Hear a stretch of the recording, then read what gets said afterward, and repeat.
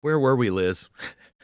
The Biden administration, although not Biden, because he can't tell the difference between a nickel and a dime, trying to sabotage the Trump administration. Yeah, so the latest on this is now Biden is hiring 1,200. Biden's not doing it, but he's hiring 1,200 DEI officials and putting them just under the appointed official. So there'll be 1,200. Some of these people make almost $400,000 a year.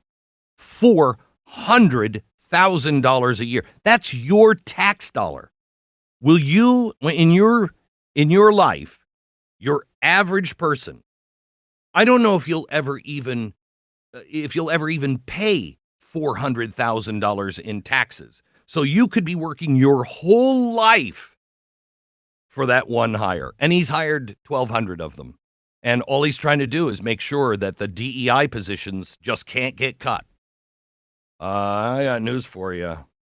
Donald Trump is going to cut those positions. He's going to.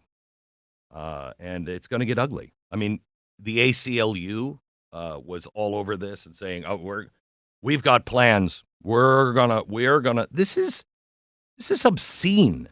This is absolutely obscene what the Democrats are trying to do by thwarting the next president and honestly thwarting the will of the American people. You remember the speech that was given by, I don't know, some boob from, one of the Carolinas. I don't want to besmirch the other one for electing a boob, but he was giving a speech in the well of the Senate, and he said, we need a shadow government. Wait, hold it. You mean a deep state? Because we already have one of those. And he said, and this is a quote, one of the most obscene things I've ever heard from an elected representative. We failed to make our case that our policies are better. Now, in my world growing up in America, the next sentence is, we need to sit down and talk and find out why we're out of step with the American people. His was, but we know we're right, so we need a shadow government to make sure we put our policies in anyway. There's nothing more un-American than that. By the way, Ted Cruz also said he thinks there's criminal charges that could be lodged against Biden and his administration for the selling of the steel and the walls for the border. I think so too. But he'll probably end up pardoning everybody that has either lived by a Biden or is a Democrat, worked for the administration. Everybody's going to get a pardon at the end. It's like, honestly, hey, everybody, Oprah's here. Look under your seats because you got a pardon and you got a pardon and you got a pardon. Oh.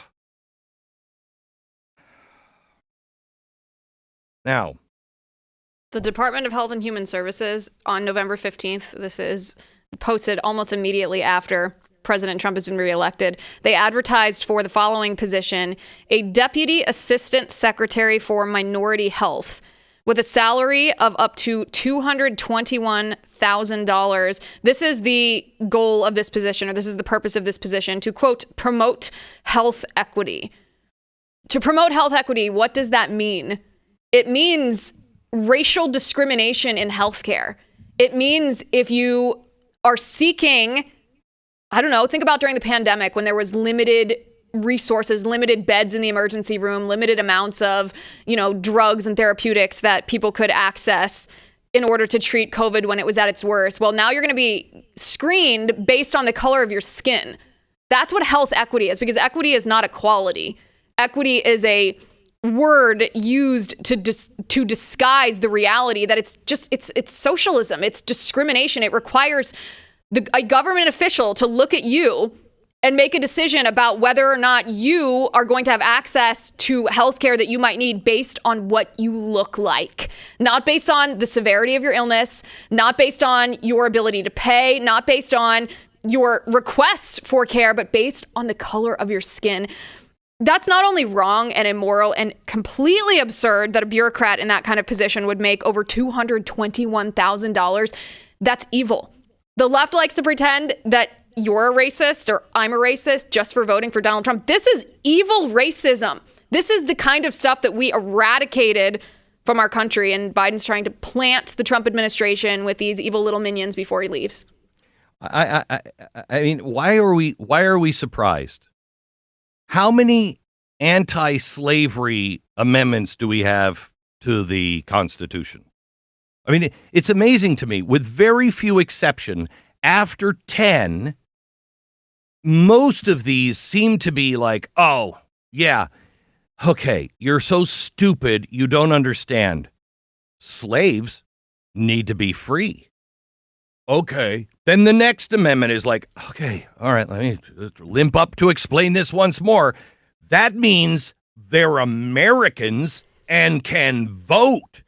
How many amendments are just one after another, especially on slavery? And by the way, who was it that didn't understand slaves should be freed? The Democratic Party. I swear to you, these amendments are just, God, we didn't think you would be this stupid. It's already covered, but let's lay it out clearly for you. You cannot discriminate by color, by race, by religion. We thought that had already been covered, but apparently not. What I would do if I were the Trump transition team is this is obviously a deliberate effort by the Biden administration, because within the first 10 days after the election, 33 of these jobs were posted on government websites. So they were like, okay, Trump's coming in. Let's start seeding the deep state with these racists. What I would do if I were Trump transition is I would say, we take racial equality very seriously. We take civil rights very seriously in the administration of the 47th president of the United States. And anybody who engages, especially a government official who engages in racial discrimination, will be prosecuted, and prevent these people from even accepting these jobs, because they will be threatened with legal action if they do. You can make a legal case, a solid legal case, that is exactly right. And that's what should be done. They would be doing that to us if we were discriminating on race. If we're like, you know what, we're only going to hire white people, we would go to jail. Oh, you know what? We're just going to shuffle the deck here. We're going to look at everybody, but we lean towards white people. Did you have Wheaties for breakfast? If you had Wheaties as a childhood, you're in a different category. Okay? I mean, we would go to jail. We would be shut down. It's the same thing. But don't expect the Democrats to get it. Do you see the new, or the DNC chair front runner, the one they're thinking should be head of the DNC? He said the problem with the election is the convention should have featured pro-Hamas activists. I totally agree. It absolutely should have. At least they would have been honest.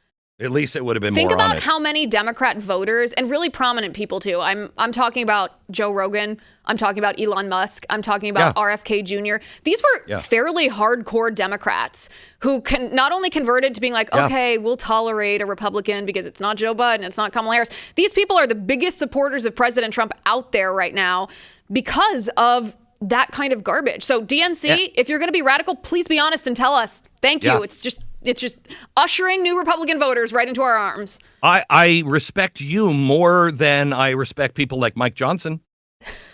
Mike Johnson doesn't tell me what, he doesn't tell me what he really is, what he really believes. He tells me what I want to hear. I don't believe it. Then he's elected, and then he gets in, and he rapes you. I have much more respect for people who are like, yeah, I'm pro-Hamas and you should elect me. Well, don't think I'm going to do it, but thank you for telling me who you really are. Yeah, great. Let's take all of the Democrat members of Congress and let's Jamal Bowman them. Let's Cori Bush them. Because as soon as they were honest about being pro-Hamas, man, voters were like, actually, we're good. Yep. By the way, Hochul has come out and she is now trying to stir up support to end the Electoral College. Because, no offense, Wyoming, according to her words, New York voted for Kamala Harris. It is so dishonest, and this would have no space if we were actually teaching students what the Electoral College is for. You want to talk about fairness? Here's fairness. Should New York City dictate what all of New York does? No, They have representation of all the small towns, all the farming towns, everything else. New York City should not be the one that tells everyone else exactly how to live. I think there should be electoral colleges in states now because the cities are just devouring all of the communities outside of those mega cities. The electoral college is to make sure that New York, California, and let me say Texas doesn't run over all of the other states and force how they're living in those cities and those big states in Wyoming or Idaho or Alabama. Yeah, I don't have to live like you do in New York City. I don't want to live like you do in New York City. And we have completely different values than you do. We should have a say, an even, equal seat at the table. That's why we have the Electoral College and we have the popular vote. So you can see, and it's usually pretty close. This time, however, Hochul, you lost the popular vote. So you don't really have a case here on the Electoral College, but you don't have a case. If you're an American, you don't have a case on the Electoral College anyway.